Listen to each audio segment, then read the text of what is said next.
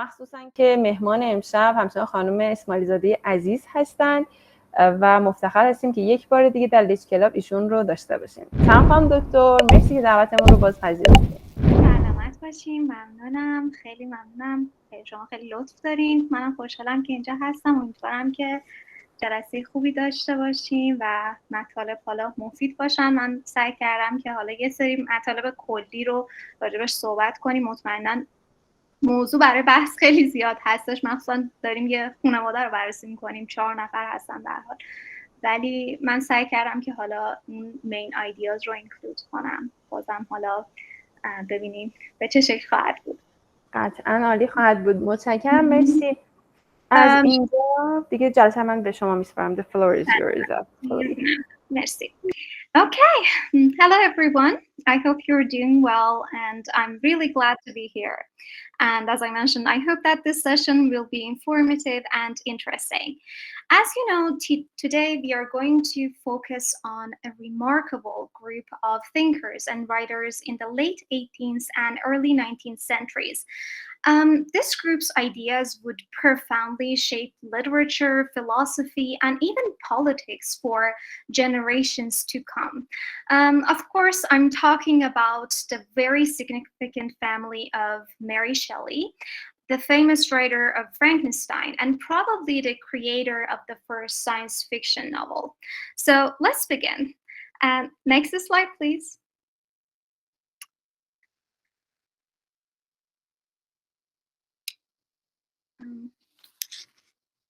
Okay. In this slide, you can see Mary Shelley's family connections. And in this session, we are mainly going to talk about Mary Shelley herself, her father, William Godwin, her mother, Mary Wollstonecraft, and her husband, Percy Shelley.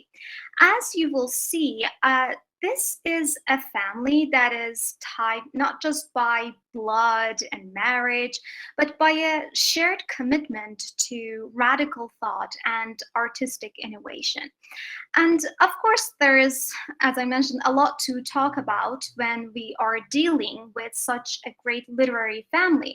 But in this session, we are going to examine their main literary and philosophical notions and the similarities and differences between their ideas and the legacy that they have left for us. Let's begin our discussion of this extraordinary family with the woman who laid the intellectual foundation for much of what was to come, that is Mary Wollstonecraft. Next slide.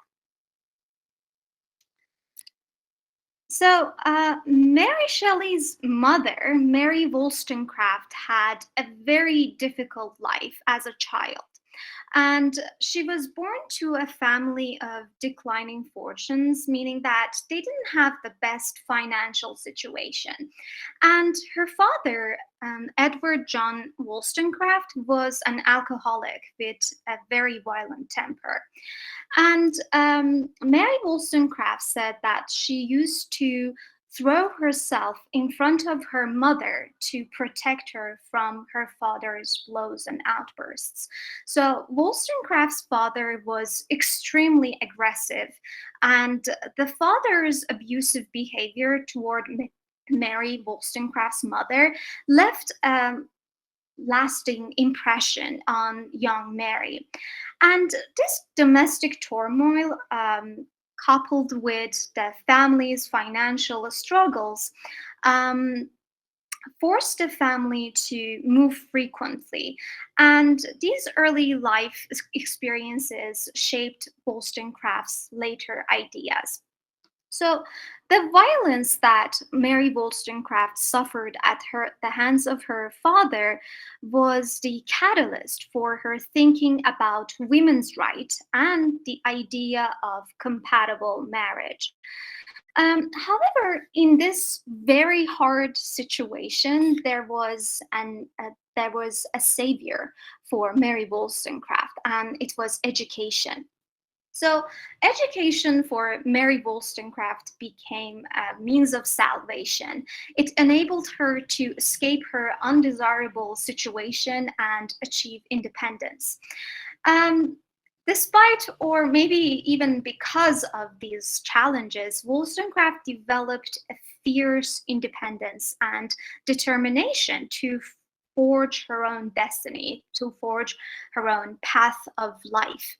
And she was largely self-educated, and she recognized education's transformative power, especially for women who were often denied such opportunities. Because of this, at the age of 25, Wollstonecraft established a school for girls in London. And this school was established with the help of her sisters. This venture was more than just a means of financial support. It was a practical application of her developing ideas about women's education and capabilities.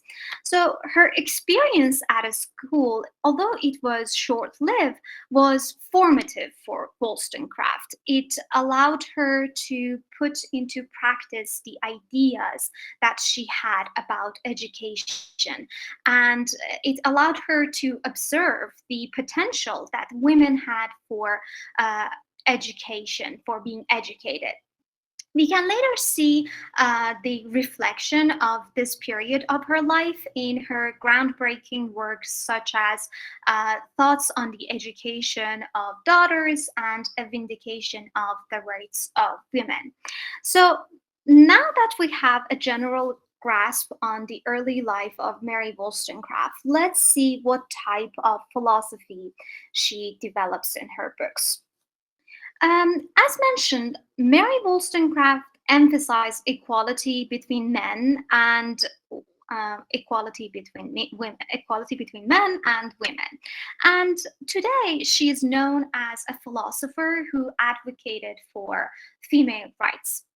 But how can we achieve this equality between men and women, according to Mary Wollstonecraft? Wollstonecraft believed that education was a key means to accomplishing this goal. So Wollstonecraft argued that the supposed intellectual inferiority of women was not innate, it was not inherent, but it was rather the result of inadequate education and societal expectations. So it was because of society in general. So women, according to Wollstonecraft, were not naturally less intelligent, or they were not less accomplished, but they had less good opportunities.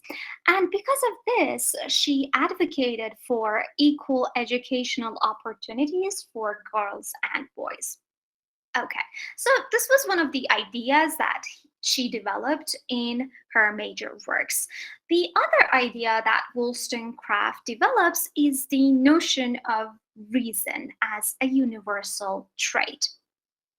So she states that reason is not a gendered quality, meaning that both men and women are capable of exercising reason. And why do you think Wollstonecraft was making this argument in the first place? Why was it necessary to even state such a notion? What do you think? So the idea that women and men are capable of exercising reason, why did she feel like it was needed to be said? So what do you think? So the reason is that at that time, femininity was associated with emotionality and masculinity was linked to rationality. But Mary Wollstonecraft stated that reason was a fundamental human characteristic. And this challenged prevailing views that women were primarily emotional beings incapable of higher reasoning. But, rationality was not the only stereotypical trait that was attributed to men. According to Mary Wollstonecraft, various stereotypical rules and characteristics are assigned to both men and women. And Wollstonecraft argues that these roles and characteristics are merely social constructs, and both women and men can transcend these artificial boundaries. For instance, she says that women, while fulfilling their roles as mothers and wives, can also take on other social roles. And in addition, she says that women can become better mothers and wives if they are well educated and if they are capable of engaging in other societal roles as well. Interestingly, as I pointed out, Wollstonecraft also talks about the rights of men. For example, she addresses the voting rights of both women and working class men. You know, at that time, working class men didn't have voting rights. So she also talks about the rights that men have, and also she talks about the unsatisfactory working conditions of men. And she believes that social reform is imperative if we want to have a peaceful society. This is something that we also see in William Godwin's philosophy. We will see that this is like the core belief of William Godwin's society. We're going to talk about that. And Mary Wollstonecraft's ideas of marriage reform also correspond to those of her husband. And unlike her parents' incompatible union, Wollstonecraft's marriage to Godwin was one of true minds, you know, as William Shakespeare would say. They shared compatible ideas and goals, and Godwin acknowledged Wollstonecraft's rights and believed in reforming marriage laws. For example, they both criticized the contemporary law that prevented women from holding property. And this was something that engaged both of these philosophers. And in her books, Wollstonecraft advocated for marriage reform, and she envisioned marriage as a partnership of equals. This was the kind of relationship she shared with Godwin, though it was tragically short-lived because she passed away after she gave birth to Mary Shelley. It is said that Wollstonecraft professed her love for Godwin until her final moments. And in a letter to Godwin, she said, "Let me assure you that you are not only in my heart, but also in my veins." So I think this was the kind of compatible and equal marriage that both Wollstonecraft and William Godwin were propagating. And because of this, they were having these arguments about making marriage reforms. Okay. Now, please move to the next slide. Now, I think it's time to talk about William Godwin, right? So William Godwin, as I mentioned, it was Mary Wollstonecraft's husband and Mary Shelley's father. And it's not surprising that Mary Wollstonecraft had a compatible marriage with William Godwin, because like Wollstonecraft, Godwin had radical ideas, revolutionary ideas about social reform, and these ideas set him apart from his contemporaries. And he also influenced the other philosophers, the philosophers of the next generation. So he was born in 1756, and he was mainly famous for his political philosophy. And unlike Mary Wollstonecraft, Godwin's family was well off, and his childhood was relatively uneventful. However, he was raised. Microphone is. هلیاری هستی صدای من داری؟ فکر کنم شیر اسکرین دادی به ما.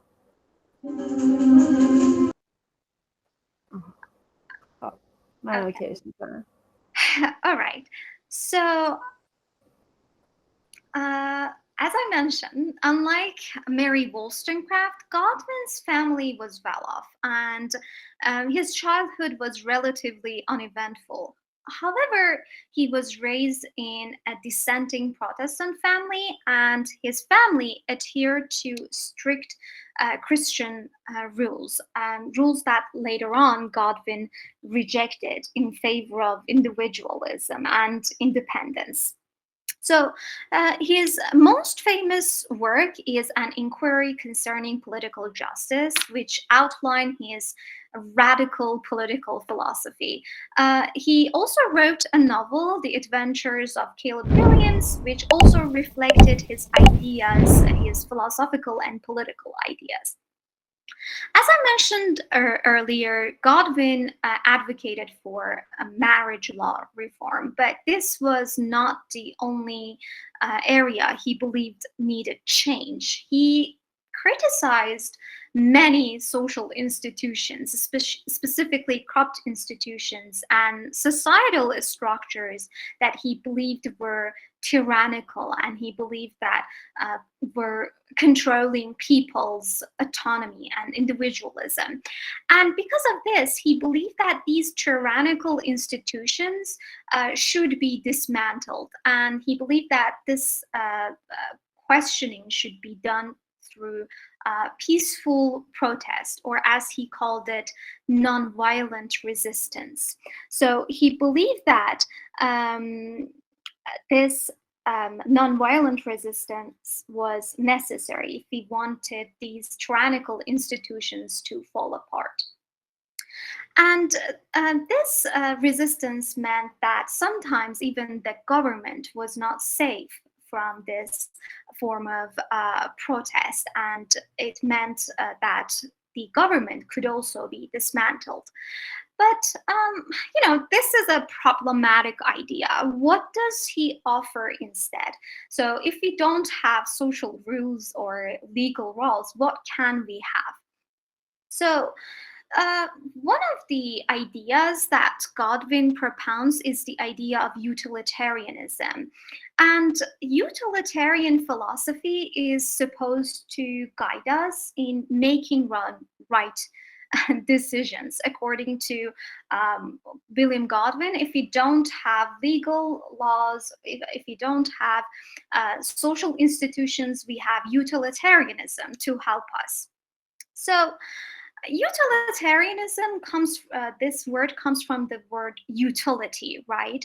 So it's an ethical theory that posits that the most morally correct action in any situation is the one that produces the greatest well-being or happiness for the most people.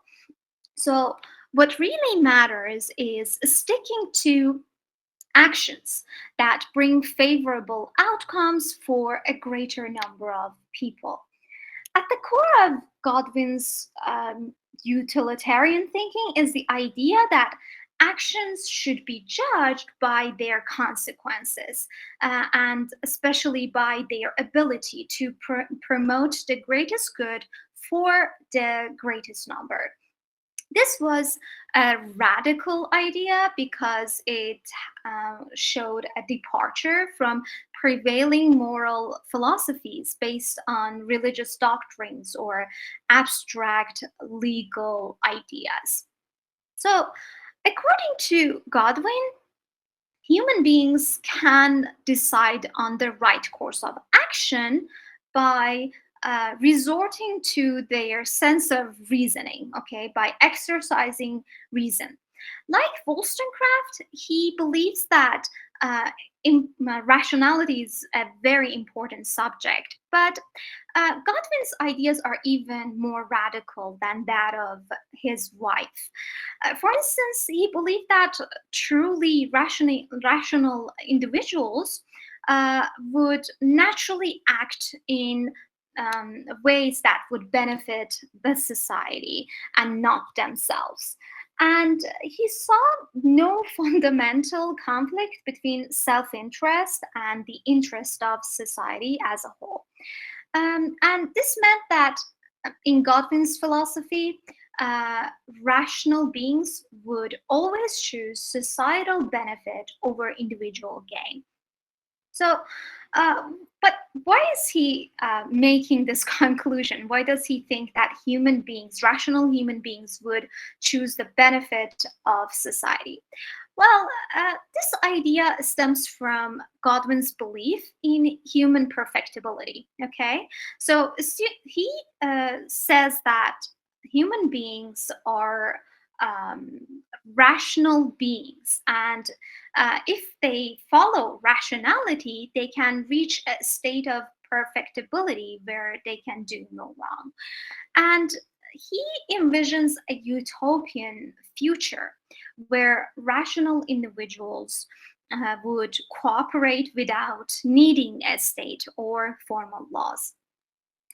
And Godwin's belief in human perfectibility is also tied to his notion of individualism, because he believes that human beings are capable of being perfect.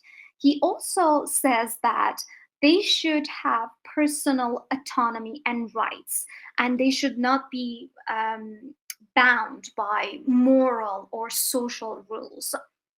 However, Godwin's simultaneous belief in utilitarianism and individualism can pose a few problems. So, can you identify these problems? Can you see the main issue in his philosophy? Well, let me help you. Individualism emphasizes personal autonomy and gain, while utilitarianism focuses on the greatest good for the greatest number. So, what is the problem with this belief? Any ideas?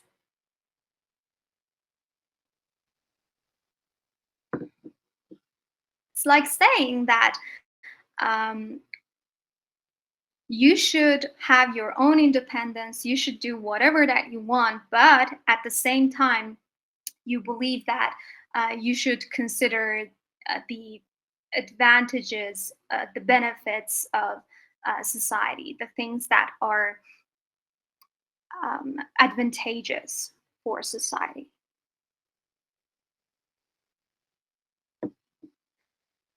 So the problem is that sometimes individual rights and wishes are not compatible with the greater good of humanity. So your personal wishes may be different from the wishes or the needs of society. So this is a contradiction.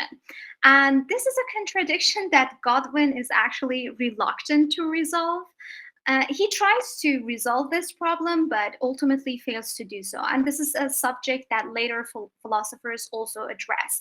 So you cannot believe in individualism and at the same time have this idea that your actions are going to benefit simultaneously are going to benefit human society.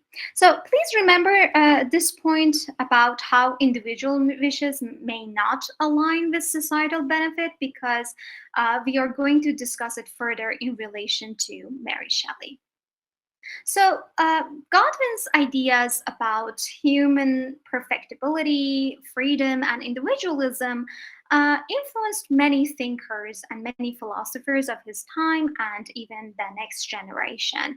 And we can see the influence of William Godwin's philosophy in the writings of his son-in-law, Percy Shelley. So can you move to the next slide, please? Okay. So Percy Shelley, as you know, was Mary Shelley's husband and William Godwin's son-in-law. And Percy Shelley corresponded with William Godwin, and this happened before the marriage between Mary Shelley and Percy Shelley. In a way, Godwin was Percy Shelley's mentor, and they engaged in various philosophical conversations about different subjects. And these conversations took place in Godwin's house, and it was in this place that Percy Shelley and Mary Shelley became acquainted. And Percy Shelley adopted many of Godwin's ideas, especially his concept of individual freedom, autonomy, and human perfectibility. So Percy Shelley's works show a clear Godwinian influence in several ways. The first tangible one is Percy Shelley's acceptance of Godwin's political radicalism.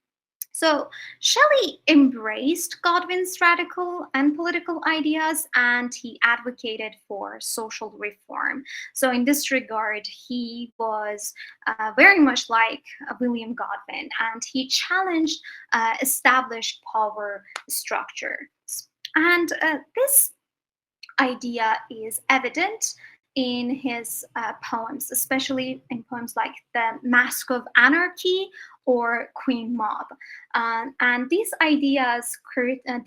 poems criticize many tyrannical and oppressive institutions that create injustice in society.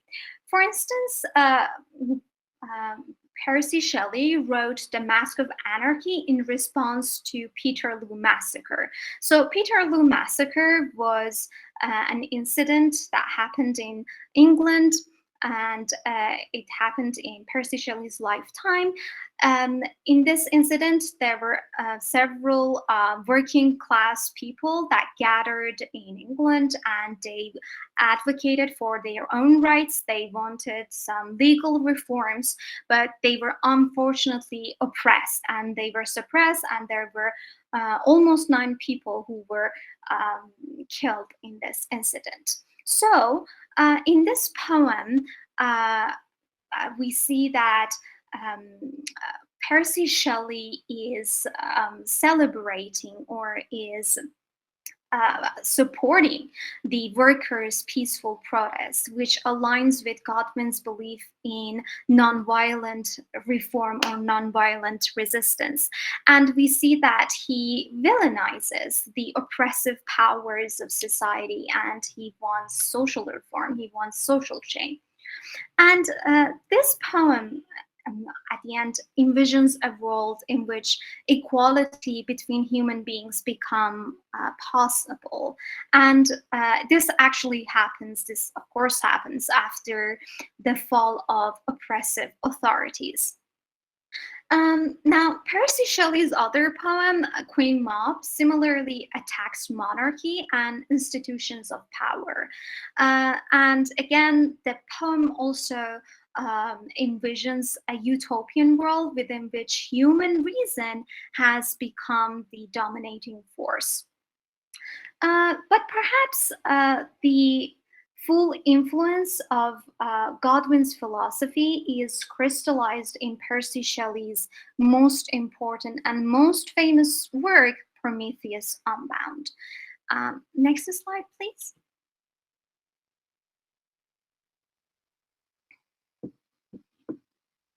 Okay.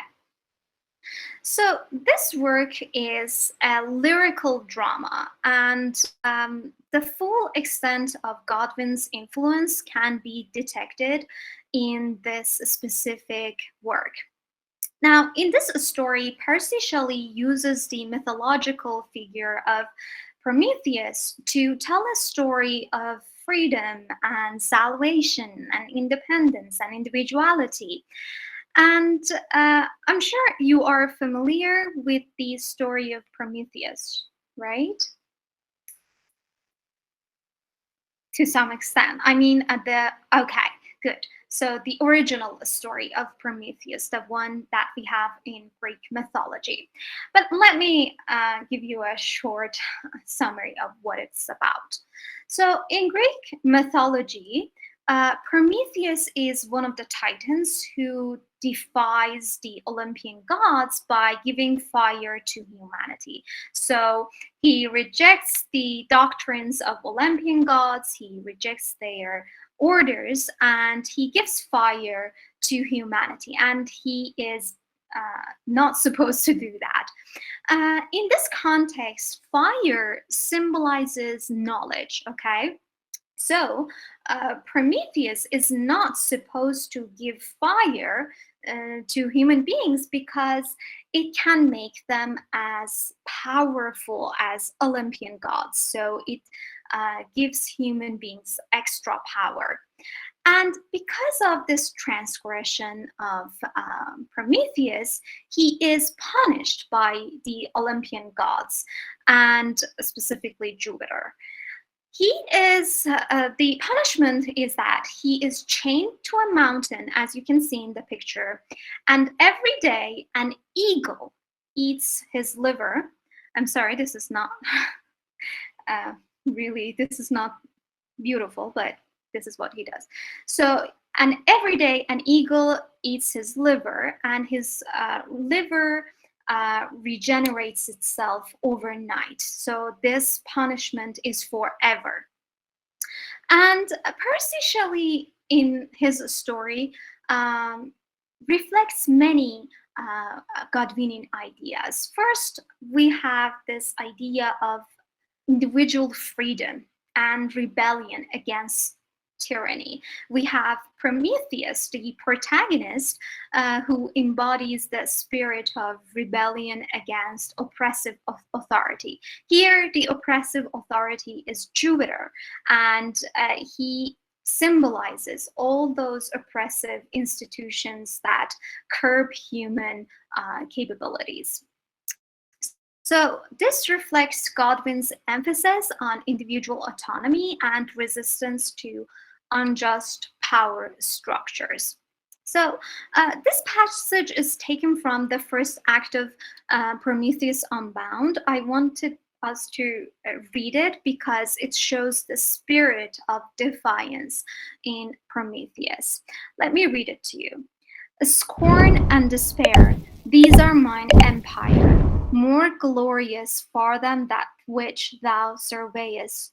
From thine unenvied throne, Almighty God, Almighty, had I deigned to share the shame of thine ill tyranny, and hung not here, nailed to this wall of eagle-baffling mountain, black, wintry, dead, unmeasured, without herb, insect, or beast, or shape, or sound of life, me, alas, pain, pain ever, forever, no change, no pause, no hope, yet I endure. So, these lines show how Prometheus is declaring his independence and individuality despite enduring oppression at the hands of Olympian gods. He is addressing Jupiter, the tyrannical figure, and he questions his authority and he questions his behavior. And in doing so, he becomes a godlike creature himself. In the next parts of the play, we see that Percy Shelley portrays a vision of humanity's potential for moral and intellectual growth. And this aligns again with Godwin's belief in human perfectibility. In this play, human beings, by gaining knowledge, which is symbolized by the fire, they become complete individuals. And Shelley emphasizes the role of knowledge and reason in freeing humanity from oppression, which again echoes Godwin's faith in rationality. So Percy Shelley also shares Godwin's utopian ideal. We see that the play ends with a utopian vision of a world freed from tyranny, which again reflects Godwin's ideas about the potential for a just society without oppression, without a regulating power. So, As you can see, Godwin's ideas are definitely present in Percy Shelley's works, and it's not that surprising because he was influenced by Godwin's ideas. He was corresponding with Godwin. And it seems like here Percy Shelley is just presenting a fictionalized version of Godwin's philosophy. But here we have a question. What does Godwin's daughter do? Does she also imitate these ideas? Does she follow her parents' footsteps? Well, that's the question that I will to answer. Next slide, please. Okay. So Pamela Clement is a Mary Shelley scholar, and she says that Mary Shelley is not a mere imitator of her parents. So this means that Mary Shelley's approach to her parents' philosophy is much more complicated than that of Percy Shelley. So let's look into the similarities and the differences, okay? So as you know, Mary Shelley is deemed to be the writer of the first science fiction story. She is famous for her work, Frankenstein or the modern Prometheus. I'm sure you are familiar with this novel. The story of Frankenstein has entered into our pop culture, and we can see different adaptations of these stories. Even in animated movies, we see the figure of Frankenstein's monster. But just to be clear and to understand the argument that I'm going to address, I will briefly talk about this story, okay? So let's talk about Frankenstein. Frankenstein is about the story of a scientist called Victor Frankenstein. So Frankenstein is the name of the scientist, not the monster, okay? This is the first thing that we need to establish. So Victor Frankenstein is very much interested in doing scientific experiments, and he decides to have a godlike position and create new human beings.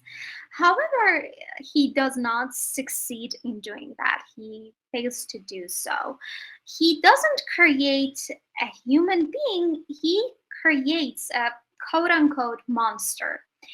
And when he gives birth to this monster, he becomes terrified and he beholds the hideous face of the monster, and he just runs away from the laboratory, okay? So he just leaves that laboratory. But this creature that he has created is sensitive, and he needs love, he needs shelter, and these are the things that the scientist, Frankenstein, does not provide. As a result, the creature, I prefer using the word creature, not monster. The creature becomes vengeful and decides to make Frankenstein's life miserable. So he decides to take revenge. He starts taking the lives of the people who are important to Frankenstein, like Frankenstein's brother, Frankenstein's friend, and even Frankenstein's fiance. And Victor, in return, decides to take the creature's life, okay? At the end of the novel, we see that he tells his story as a cautionary tale to Walton, a character who is very much like Frankenstein in his pursuit of glory and success. But we see that Frankenstein's story ends in tragedy, not glory. And as a result of his excursions, Frankenstein becomes sick and he passes away. And Frankenstein's creature, seeing that his creator is no longer on Earth, takes his own life. Now, There are several Godwinian ideas that appear in Frankenstein, and scholars have talked about these ideas. Let's discuss these ideas. Next slide, please. Okay, so here we have a few quotations, and I'm going to read these quotations to you, okay, to understand the similarities between the ideas that Mary Shelley develops in Frankenstein and Godwin's ideas. First of all, similar to William Godwin, Victor Frankenstein's emphasizes the importance of having a right to practice individual freedom. And he says that human beings have a right to practice individual freedom by relying on rationality and sound judgment. As I stated before, Godwin also emphasizes this point. So Godwin says, there is nothing that more eminently contributes to intellectual energy than for every man to be habituated to follow without alarm the train of his speculations. So, Godwin puts an emphasis on our right as human beings to practice our own judgment, to practice our freedom and rationality. Victor similarly comprehends that he has a personal right to pursue science and become the creator of a new being. This is what Victor Frankenstein says in the novel, and he says that he needs to practice his individuality, his own judgment. And this quotation reminded me of Godwin's quotation. He says, "The labors of men of genius, however erroneously directed, scarcely ever fail in ultimately turning to the solid advantage of mankind." So, Victor Frankenstein says that he needs to exercise his individual freedom because the going to benefit everyone. So he's implying that his efforts in doing scientific experiments has a utilitarian value. It is finally going to benefit everyone. And Victor thinks that he can achieve this goal because he is a rational man. Remember, Godwin said that the result of rationality is benefit for the whole society. In addition, as I mentioned before, rationality in Godwinian philosophy gives a godlike position to the individual. This godlike status is also highlighted in the story of Frankenstein. In various parts of the novel, Victor Frankenstein says that he wants to become a godlike creature. He wants to become a god. So he says, new species would bless me as its creator and source. Many happy and excellent natures would owe their being to me. No father could claim the gratitude of his child so completely as I should deserve theirs. This shows that, again, Mary Shelley is drawing upon her father's notions of human perfectibility. But what is the result of this individualism and freedom in Frankenstein's story? Is this freedom beneficial to society, as Godwin says? Well, the answer is no, of course not. The consequence of Frankenstein's individualistic action is not advantage, but disadvantage for society. Victor Frankenstein later in the story acknowledges the devastating impact of his actions, and he says, I am the assassin of those most innocent victims. They died by my machinations. 1,000 times would I have shed my own blood, drop by drop, to have saved their lives. But I could not, my father, indeed, I could not sacrifice the whole human race. So, as you can see by the end of the story, Victor Frankenstein is not promoting this individualistic way of living. And he doesn't want to have a godlike position anymore. He is not referring to himself as a god, but as an assassin. So he has changed his perception of this individualism. And this is why when Walton talks about his dreams and aspirations, Victor warns him. Let's look at the next slide. Next slide. So Victor says that he's an eagerness for a godly position in Walton's eyes, and he tries to warn Walton. And this is what he says: learn from me, if not by my precepts, at least by my example, how dangerous is the acquirement of knowledge, and how much happier the man is who believes his native town to be his world than he who aspires to become greater than his nature. Okay, so as you can see, he is warning Walton about aspiring for something that his human nature would not allow. So based on this, human beings have limitations, and they cannot have this godlike position that we can see in Godwin's philosophy, or we can see in Percy Shelley's Prometheus Unbound.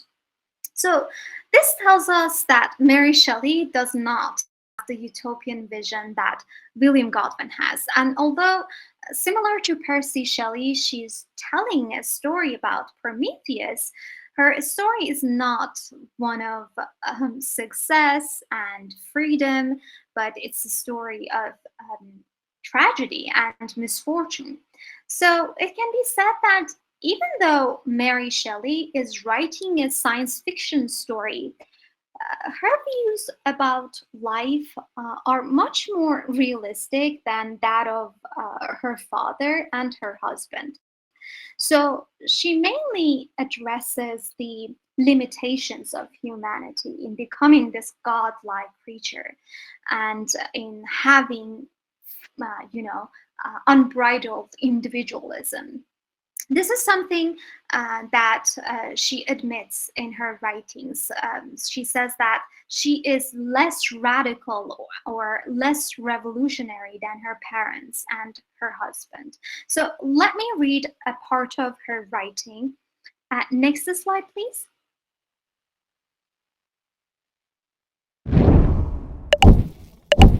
In the first place, with regard to the good cause, the cause of the advancement of freedom and knowledge, of the rights of women, etc., I am not a person of opinions. Some have a passion for reforming the world. Others do not cling to particular opinions. That my parents and Shelley were of formal class makes me respected. For myself, I earnestly desire the good and enlightenment of my fellow creatures, and see all in the present course tending to same and rejoice. But I am not for violent extremes, which only brings on an injurious reaction.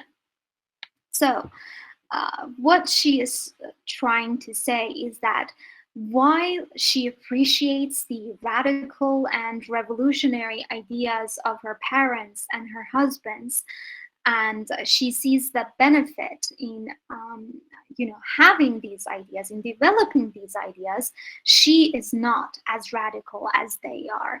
She holds more moderate beliefs, and even though she understands the charm of becoming a godlike creature, she sees the natural and social restrictions that would make such an accomplishment impossible.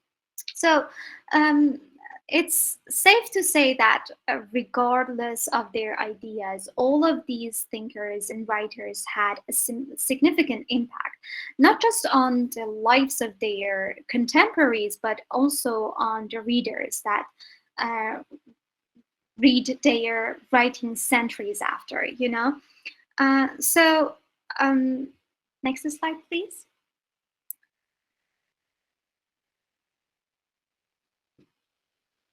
So discussing, as I mentioned, this family was not an easy task because there is much to talk about when we are dealing with two great philosophers and two great writers. So this session was only a very small glimpse into the lives of these philosophers and these writers. And as I mentioned in the beginning of the session, I only tried to cover the main points. So to sum it up, we can say that all of these philosophers and these thinkers had ideas about social reform and basically making life a better experience, right? However, we can say that even though Percy Shelley had ideas that were similar to those of William Godwin, Mary Shelley had her own individuality, and her ideas were much more nuanced, were much more different from those of her specifically father. But we can say that she also appreciates social progress, scientific progress, was seeing the disadvantages, the other side of the coin, to be exact. Okay, so if you're interested in knowing more about the Shelley family, I can introduce some books and movies about them. The next slide, please. So there is a movie called Mary Shelley. Next slide, please. Okay, so there's a movie called Mary Shelley, and this movie I think was made in 2017. It's a good movie. It's not fantastic, but it's about Mary Shelley's life, her relationship with her father and Percy Shelley. There's also a movie called Gothic. I think it was made in 1986, and it's about the process of making Frankenstein. So it's about the writing process of Frankenstein.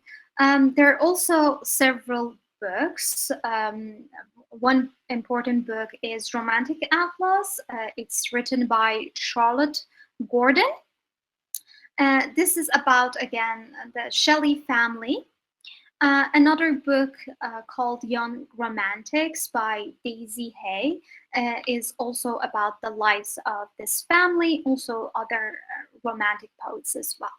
So this was all that I had to say. Thank you very much for listening. If you have comments, questions, I'm ready to answer and listen. Thank you.